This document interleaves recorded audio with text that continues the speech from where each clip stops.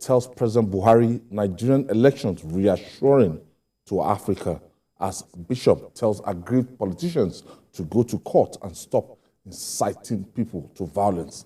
I'll be hanging out with Olayinka Oyebile and Dotun Oladipo. So if you're ready, let the hangout start now.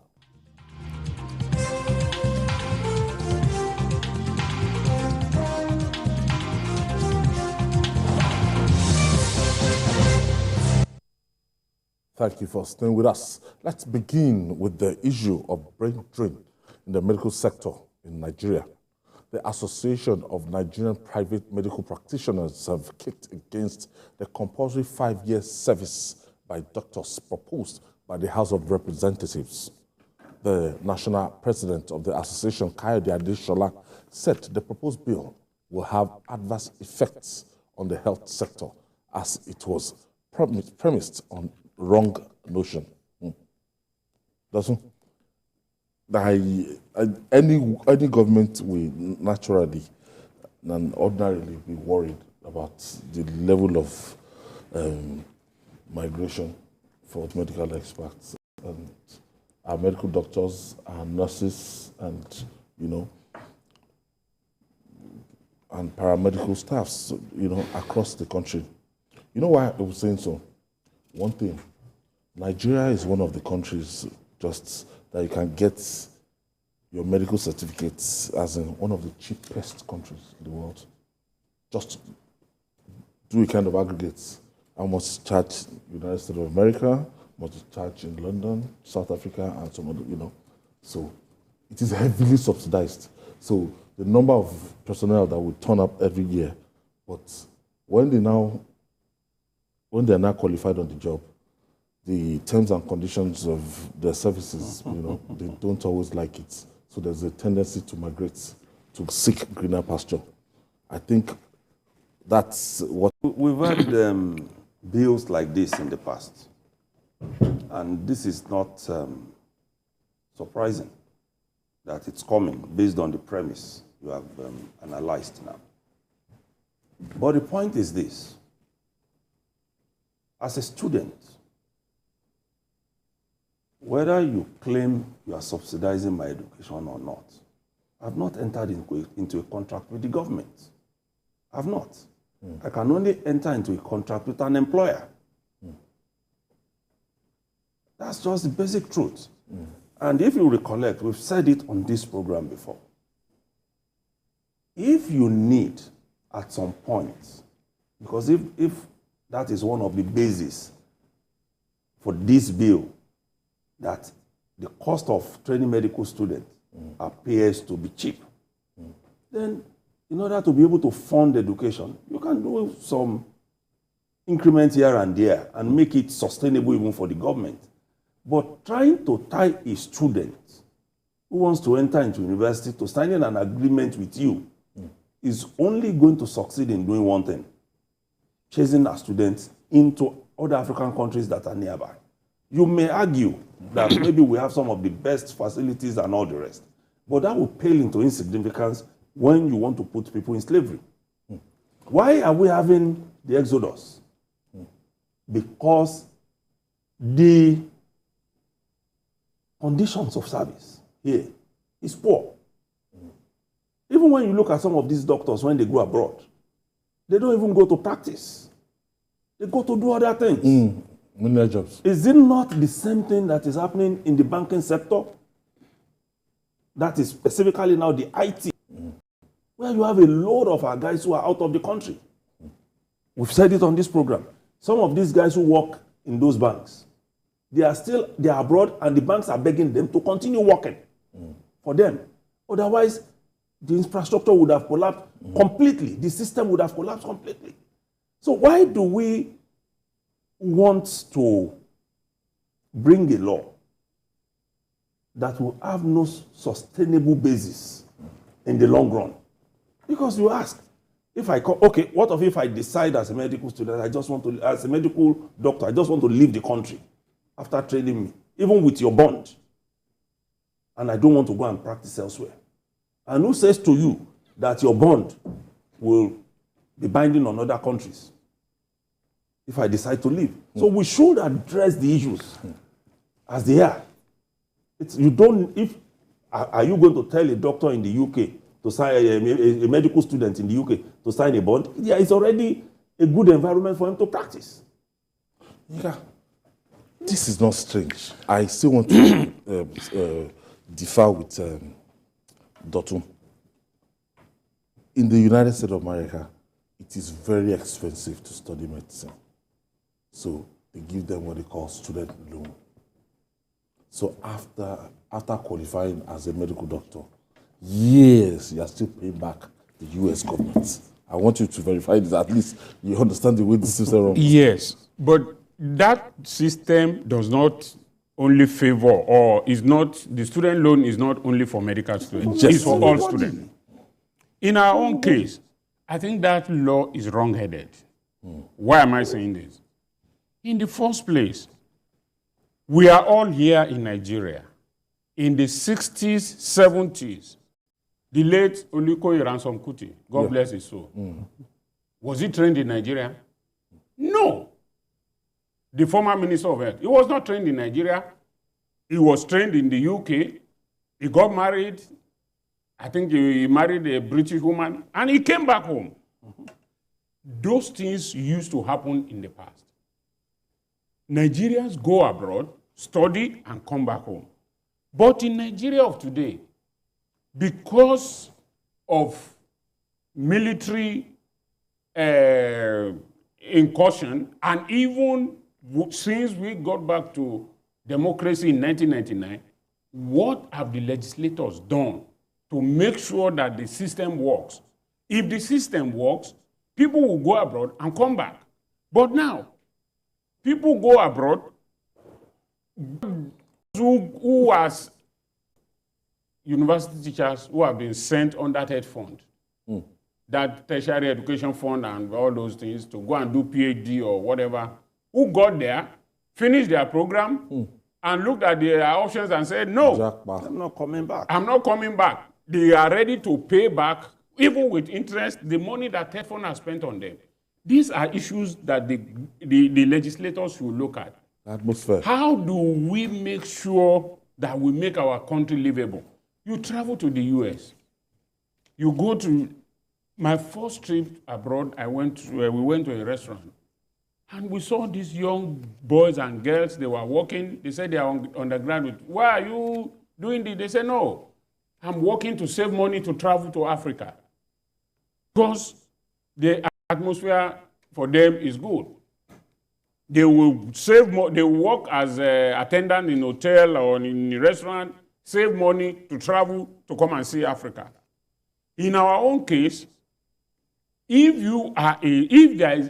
a student there gets a visa to travel to the US or UK, such a student will not come back. In the 80s, even some part of early 90s, people do travel to UK and all that to go and spend holiday and come back and complete their education. Now you have people who are even qualified.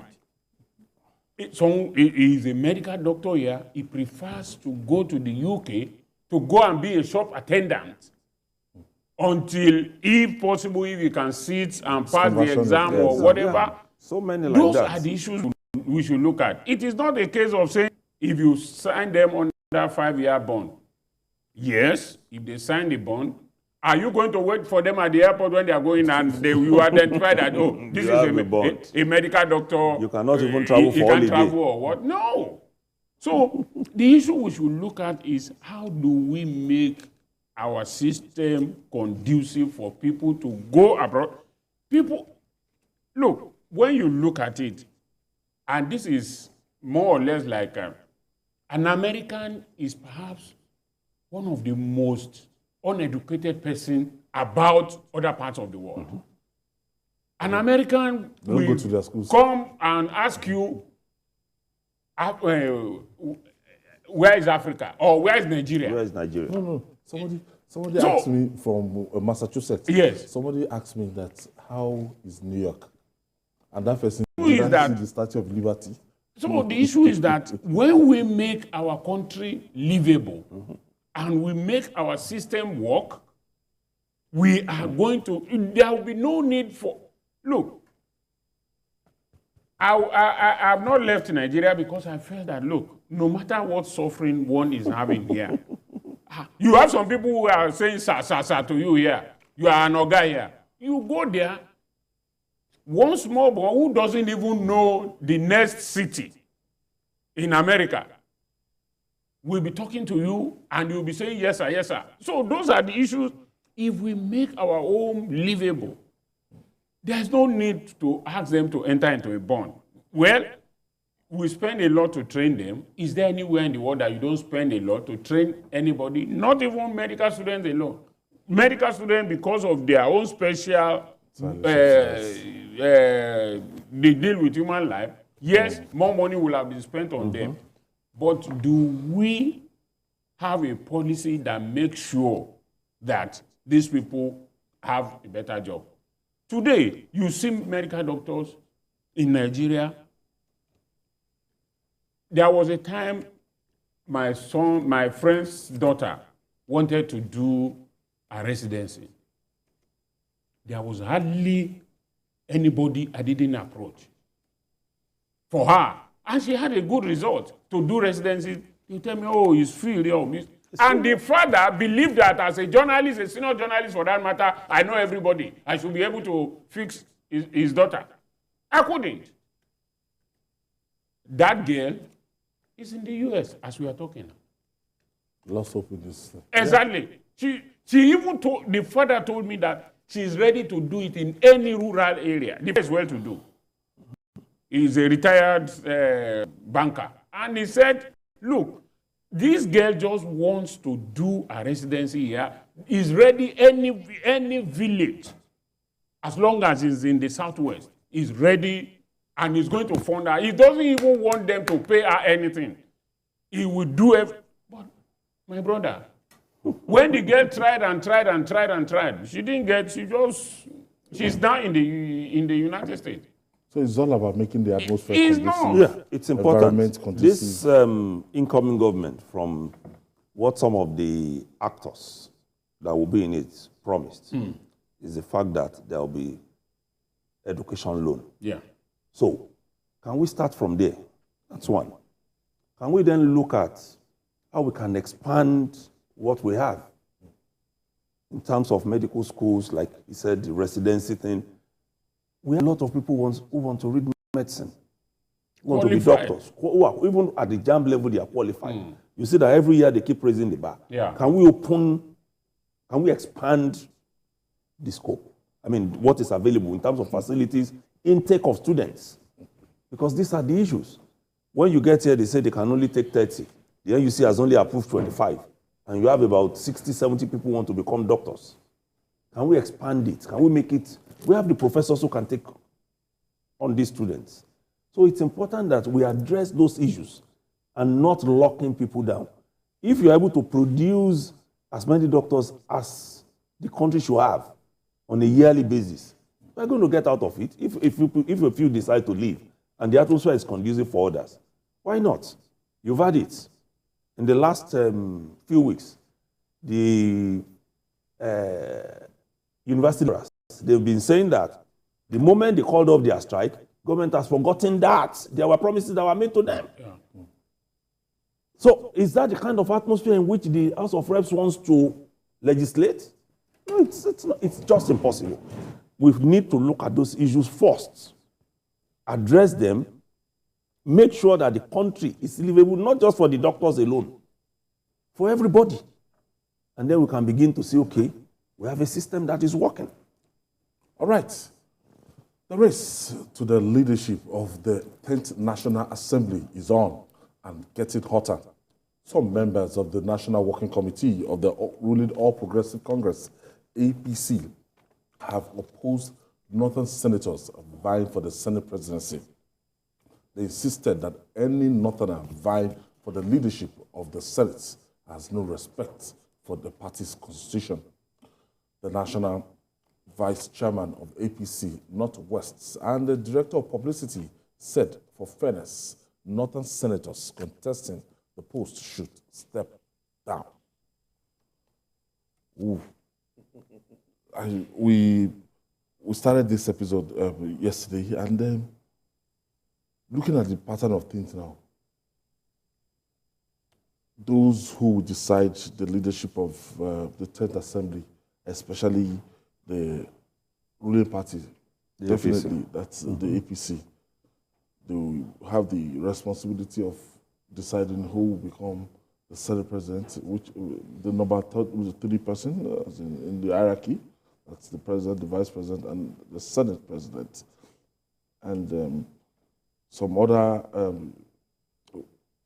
zones they've shown interest apart from the South East. Yeah.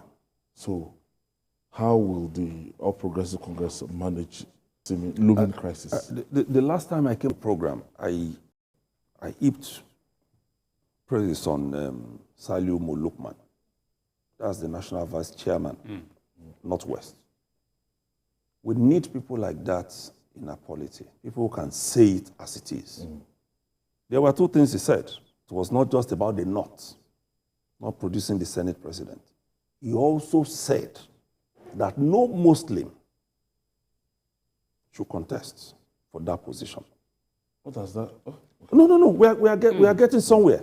If you read his statements, it was not about trying to lock people out of that position for just the sake of it, but for fairness, which a lot of people have been talking about. The president-elect is a Muslim. The number 2 man is a Muslim. If you take it to the north, the likelihood is that it's going to be a Muslim. Yeah. Top 3. So we must be careful. You know where this got us into? The first thing we had to attend to after the conventions of the parties was the Muslim issue. That became something else. And we said, see, that can go. But if you go by this logic, it should not definitely be a Muslim again, for number 3. If you ask me, no matter how competent that person is, for the sake of fairness, no matter how competent that person is. So apart from not being a Muslim, these ones are saying that it should not be a Northerner. Yes. I mean, even Molukman said it, that it should not be, I'm talking of the National Vice Chairman, Northwest. He said it. Read that statement completely. And he also mentioned the issue of fairness when he said it should not be a Northerner. Because if you have all of those in place, what we have now, the kind of structure we already have, and then you are again, based on the heat we are feeling in the nation, neglecting the South and Southeast. For me, we shouldn't go in that direction, if you ask me. What if the party is looking at political expediency and inputs in the last election? Whatever political expediency the party is looking at, even if it is just for the optic, because the problem they are going to run into is there's nothing like perception. It is the way people perceive you that whether it is wrong or right, that is the impression they take home. So if you allow that to happen, if they allow that to happen, a Northerner, whether Christian or Muslim, no. This issue, this is no longer a general election. It is an election within the National Assembly. Yeah. So they must also look at that issue. How do we placate the zone that have felt that we are not part of them, or we are not playing to them? If the APC had no senators from South and Southeast, it would have been okay. You say, okay, fine. we don't have a senator from your side, and we don't want to give the Senate seat to somebody who is not a member of our party. Fair and square. But in this situation, you have senators from the Southeast, you have senators from South-South. Whatever it is, it must, and I, at the point of sounding as if I'm an insider, I know very well that the president-elect is a bridge builder. I read somewhere that he was supposed to travel, but he is back. I don't know whether it is that because of that, he had to return to Nigeria yesterday to make sure that the party begin to put things in place that, look, we must, in the situation that the country is in today, every move must be made to make sure that the polity is not heated up again. Because we have, the country has been so divided, fractious, that any slight move will trigger a lot of problems. And good enough, the northern governors, they are already with the president-elect. And that is one of the major reasons why the election went the way it went. It will also need them to talk to their men. That, look, what is it that is, what is there that makes you, because you are Senate president, what is the special attraction in it? Okay. Except from his responsibility. All right, we'll take this break. When we come back, we'll talk more. It's still Journalist Hangout. We'll be right back after this break.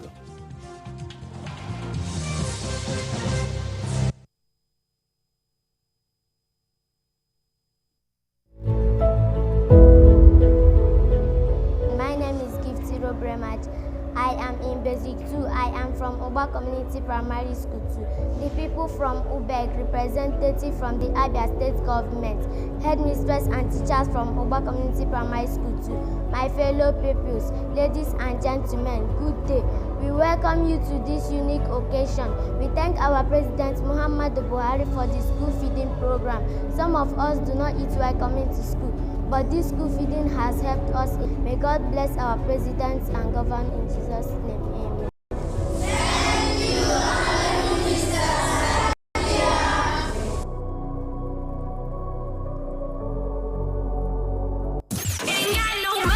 Are you ready to win big? Bills to pay. It's Max Millions. Give me that money.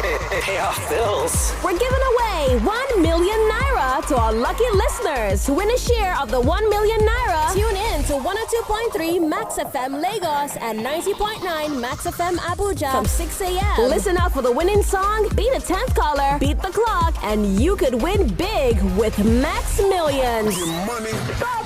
Okay, he said stop. 25,000 naira. Come on. Max Millions, only on Max FM. The TVC News at 7 and the TVC News at 10 are not like any other news broadcast. It's the big news hour, the hour for the big breaking story. Every week, Green Angle, in partnership with Wild Aid, will bring you a documentary series on environmental issues affecting Nigeria's amazing biodiversity, from climate change, air pollution, and wildlife conservation. We will be traveling across Nigeria to give you on-the-ground report of the issues affecting our environment. It airs every Saturday at 4:30 p.m. only on TVC News.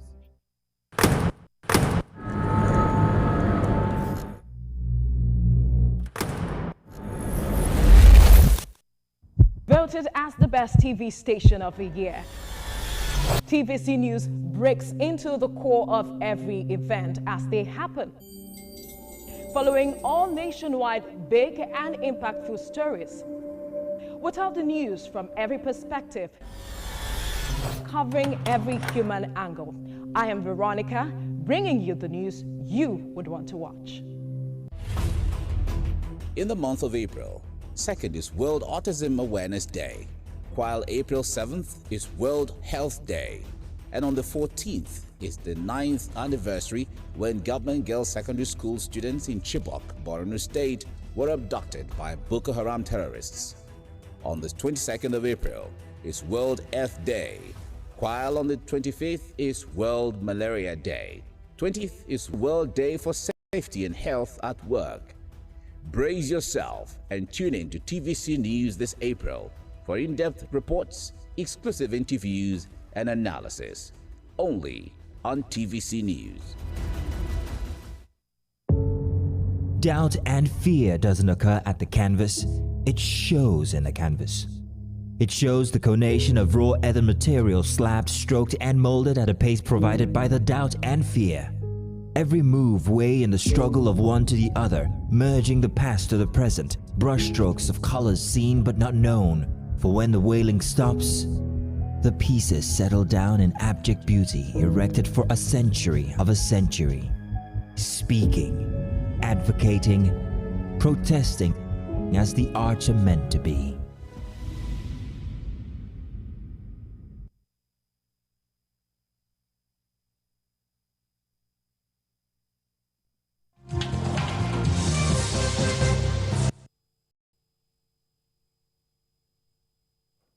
If you're just joining us, this is Journalist Hangout, reaching you live from TVC News from our headquarters here in Lagos, Nigeria. I have Olayinka Oyegwele and Dotun Oladipo in the studio, and we're talking about the politics of rotation. Turn by the Senate presidency. Yes. Well, like it's been said, it's just if we have to go by the politics of it, one thing is almost certain.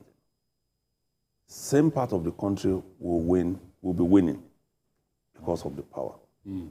When you look at even the number, the share, the number of people from each of these zones. In terms of representation in the Senate, if you put it to vote, it's obvious. Now, it becomes difficult when somebody from the Northeast would not be on the same page with somebody from the Northwest or the North Central, just because of this political position. Politics has always been like that. And you recollect that. When it comes to some other responsibility, you hear that North is one. Yes, it's a block. One block. The South but when it comes to this, they will tell you that, no. We've not had a Senate president from the North Central part of the country before. I agree with you. Ordinarily, like the argument has been, the North Central should have it. Ordinarily. But we must balance things the way we are in this country. Don't let's go into all that is going on in the country now. But North Central has had it before. Beyond even having it before. We are saying the peculiar situation in which we have found ourselves now needs for some parts of the country to also be taken into consideration.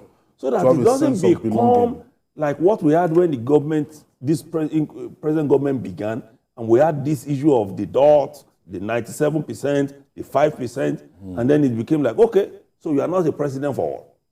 All. Yes, it should be a country for all. Especially when, if before now, the APC was non-existent in the Southeast and South-South. Yeah.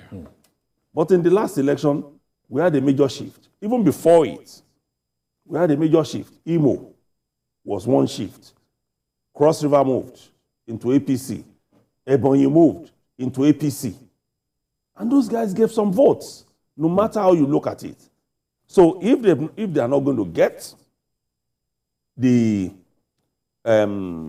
president, they are not going to get the vice president, they are not going to get possibly the chief of staff, you must ensure that these things go around. No matter how you look at it. If you ask me, for instance, I will argue that if Gbajàbíàmílà performed well as speaker, let him continue. Because they said they performed well. So that is based on performance. But the politics of it must also be considered. You cannot do everything based on competence when it comes to political issues. Nigeria is a very complex country to govern. Well, and I don't envy those that are saddled with the responsibility of actually, arranging this thing right now. In actual fact, it may not be a Nigerian thing alone, because in politics, every sector, every segment of the country must have a sense of belonging. We'll all agree with that. Yeah. However, it is going to be something disingenuous, as we have said, when issues become one. They say, no, the North is monolithic. The North is one. But when it comes to sharing offices now, it is when they know there is no central, there is not west, there is not east, and not that. All we know is that the North has had it in the last 8 years. Whether it's not central or not east or not west. Saraki is north. The state is, Kwara is not central. Lawan is not. So, northeast. It should ordinarily go to either south-south or southeast, especially since the president and the vice president are from southwest and northeast. So what do? I mean, it cannot... You're advising the party to micro-zone it directly to reduce... For the benefit of their party and for the well-being of the nation. Because if they don't, as we have said, and if it goes to the north, definitely it is going to be a Muslim. And for those who have been saying APC is a Muslim party, and they will say, Shebi, we told you people, you see what you have done? Then they will come back to begin to tell those who have been campaigning and saying APC is this and is not what you think it is, then there will be trouble. And for the country that is looking for peace, I mean, we have had an election that has divided us. Very acrimonious. Very acrimonious, down the line. So, the best thing to do is, how do we calm fray now? What do we do? How do we go? That is not also to say that it won't be competent. Because exactly what competence are we even talking about? Who can be the Senate president in the north that the southeast or the south-south will not produce? All these things, they learn on the job. At the end of the day, if the party decides to, okay, let them throw it open. That if you're a ranking senator, you can garner majority vote. But if you ask me, for instance, that who will I prefer? I would have said that based on the number of years somebody like Ahmad Lawan has spent in the Senate, it's good for us to just return him. And you know why I'm going to say so. When you look at the era of David Mark, the moment he was no longer Senate president, his contribution in that Senate, you couldn't even remember that he was in the Senate. A lot of times when you are counting senators, you won't even remember. Yeah. Because that's what happens. He feels the power is gone, so what else is he doing there? So we are going to lose a strong senator. If the party decides to leave it open, it's fine. But don't forget, like we have said, the issue of trying to give the southeast and the south-south a sense of belonging in the country will suffer. Even if they win at the end of the day, it will suffer. Number two is the fact that when you go back and you read media reports, including the statement issued by Saliu Lukman, a lot of these guys who are contesting to go into the Senate to become the Senate president, they are already sharing things to members of the NWC, to members of the NEC. Lukman described it as having turned the headquarters into like a supermarket. Rice, oil, everything is just flowing in different directions. So the party must step in at this point to ensure that we don't have a Bonvita and the milk Senate president. The party should step in. If we have to narrow it down, we have some individuals like Ojuzo Kalu now that has significant shown interest. Osita Nassau is there. Okay. From the north, you have Jibrin. Ordinarily, I'm sure. We're talking about those guys from the southeast or the south-south. Yes, I think those are the two major guys we have now. Yeah. How about those are the ones who are talking now. How about Akpabio? No, Akpabio is, at some point, they said he has decided to. He has not openly declared. You know, he has not declared, so he's just taking it easy. Okay. So really, people see it as between those two, especially because even the southeast, in a way, perform better than the south-south in terms of contribution to the electoral victory. Yeah. No.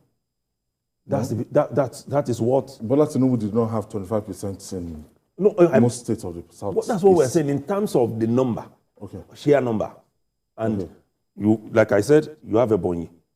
Oh, belonging yes, to you. Did well in Ebonyi. You have Ebonyi. You have Imo belonging to you. You have Imo. Okay, that's south. So yes. You understand what it is now, that the southeast is laying claim to having done more. Even Umahi, who is the first timer, has declared, saying that running a state, running a state is harder than running the Senate. He has declared that you don't need any more experience than he has gathered. The house rule, everything. He believes those things are things they can learn on the job. But let's even say we now give it to ranking senators, people who are returning. So you now have Ojikalu and you have Osita. We are not talking strictly about the politics of it, sir. We are talking now about how will the people who are going into that Senate, who are going to run Nigeria, impact on each zone. If a Southeasterner can get it, he's going to go and tell his people, we don't need all of this that we are getting now, all these vibes. It gives them a sense of belonging. Make sure in that same government, a South-South person has a prominent role to play. But like we said, when people are counting, what they are going to be doing is the first five, sir. Yeah. President, Vice President, Senate President, House of Representatives, CJN. Already a Yoruba man is CJN. A Yoruba man is the president-elect. So we've got to be careful how we run those other two. All right. Let's quickly take this breather. We'll be right back after this time out.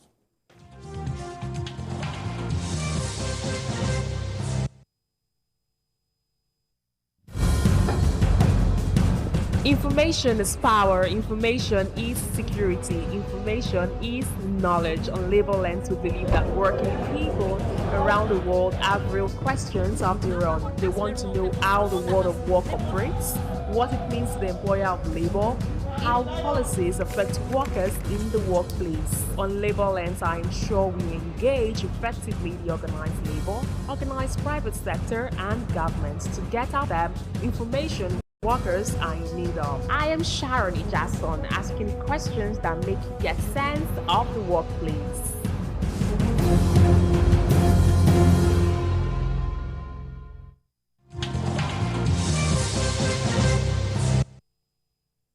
Thank you for staying with us. Reaching home stretch now. Despite opposition to the outcome of the 2023 elections, more groups and individuals are commending the polls.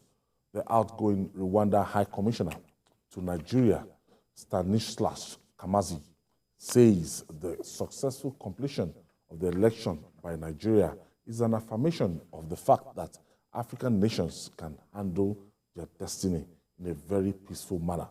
Meanwhile, the Bishop of Anglican Diocese of Kwara, Right Reverend Sunday Timothy Adewale, has urged aggrieved politicians in the recently concluded elections across the country to seek justice in courts and stop inciting people.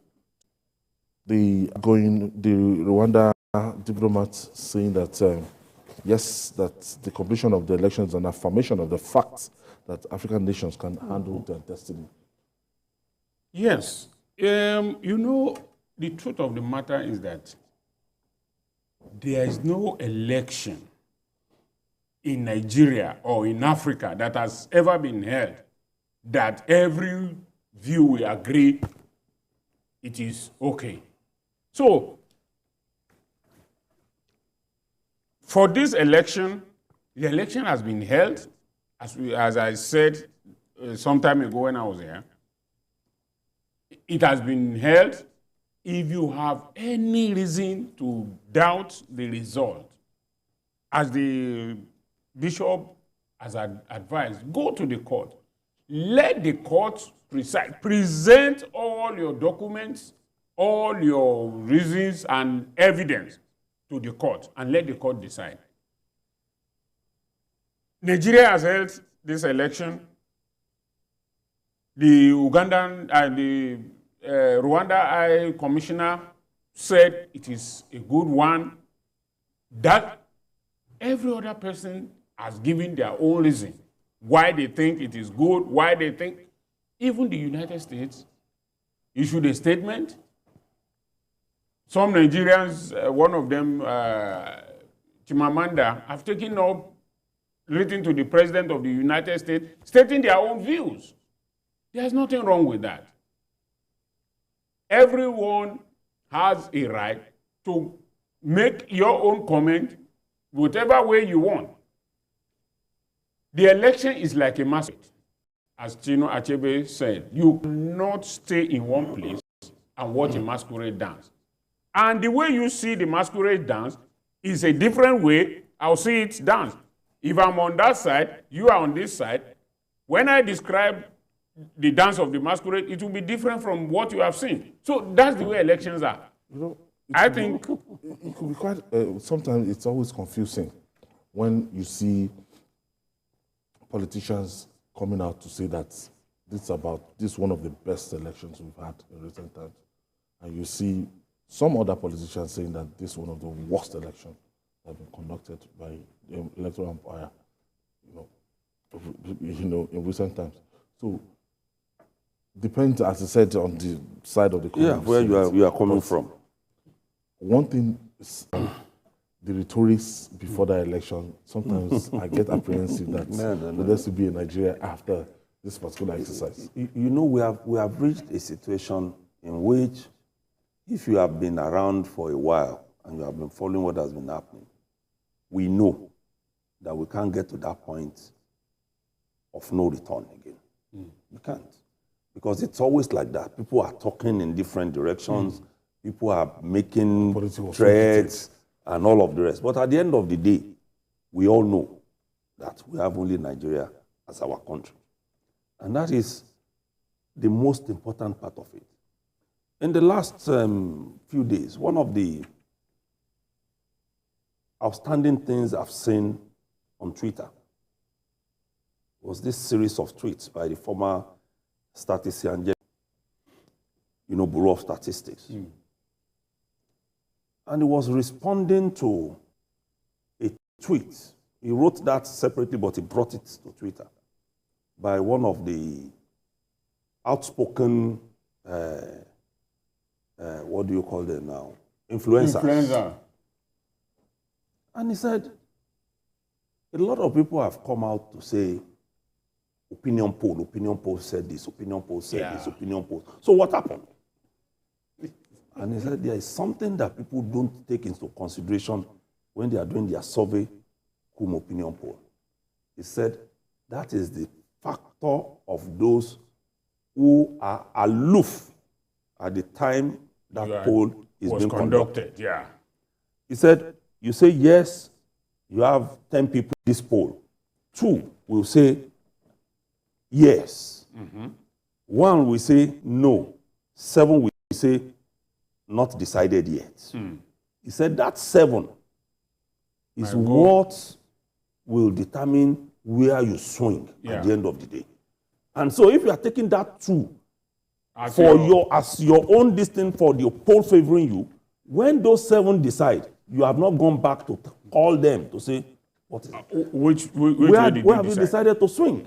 And that in the swinging, the reality on the ground is what those 7 will take into consideration, not the initial factor that you think will help you in your case.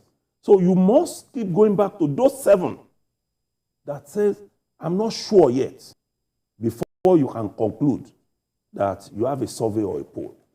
And I think those are the kind of interventions that we need now. People who can begin to explain it to us what really transpired. Yeah. I agree completely. Independent National Electoral Commission said, we will give you immediate upload of results. The banks also said, if we go cashless, they'll be able to meet all our needs. What happened? They crashed.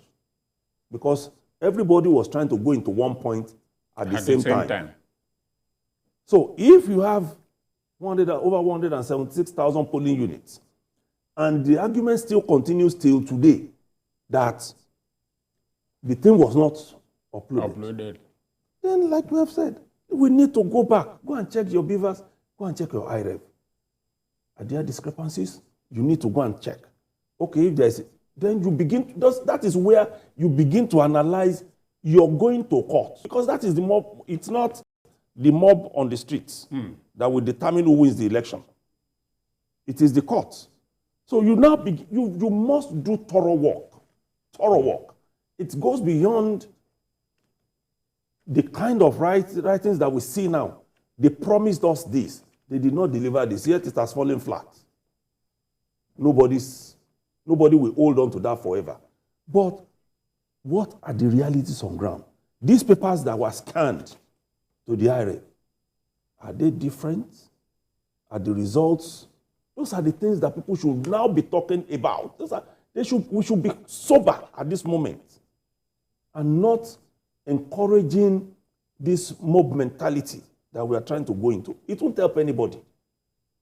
Because like I said here on the program one day, when they had this rally, just at your back here, this Ojota Park, even those of us who were journalists, who came to cover them, they were not spared. They damaged my car. When it begins, it begins. Yeah. Nobody is spared. They won't even recognize who is the chairman of one party or who led the protest when the thing goes out of hand. So we need to be careful and follow, number one, what the bishop advised us. Let's go to the court. And then let's see the election for what it is. Is it 100% bad? If it is not 100% bad, then let's go back. IREV on one side, Beavers on one side. Everybody bring your paper that you did a snapshot of it. Let's begin to, it goes beyond just mouthing it. We won. What are the realities on ground? Those are the issues we should be attending to, not just going on the social media to create a buzz. You know? And for that fact that even though if some segment of the country, if they're saying that, if a segment of the country, if they're saying that, look, that election was flawed, it wasn't free, it wasn't fair, would that be enough to call for interim government or cancellation of that result? As they say, it is a train that has already left the station that they are waving at. There is no election, the election that has been held, the result has been announced. There is no need for any interim government. There is no cancellation.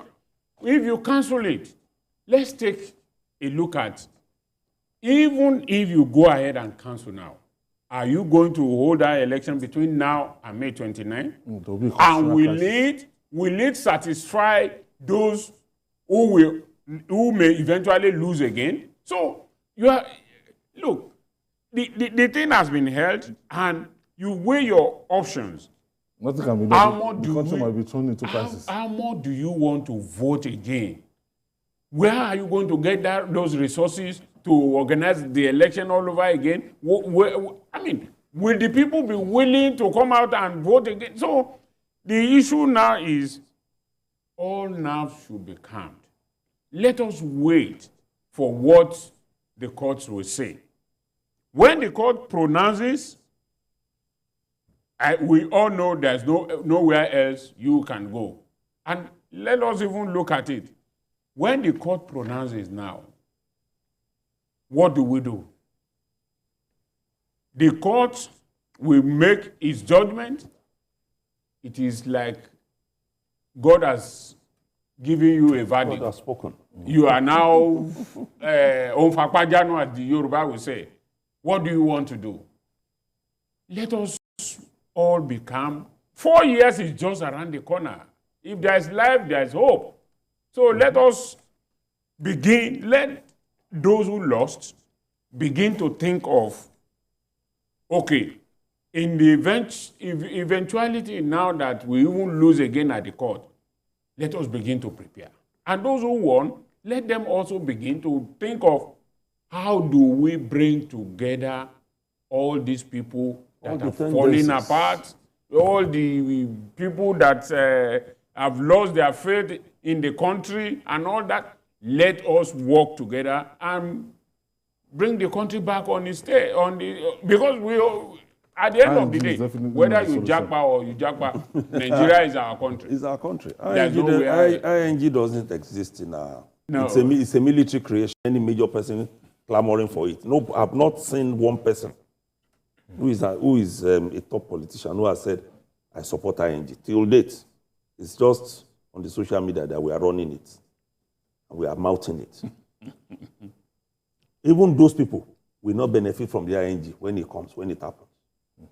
We must be careful where we are pushing the country to. What we need is actually what we had said before when we were discussing the issue of the Senate presidency. Let everybody now have a sense of belonging.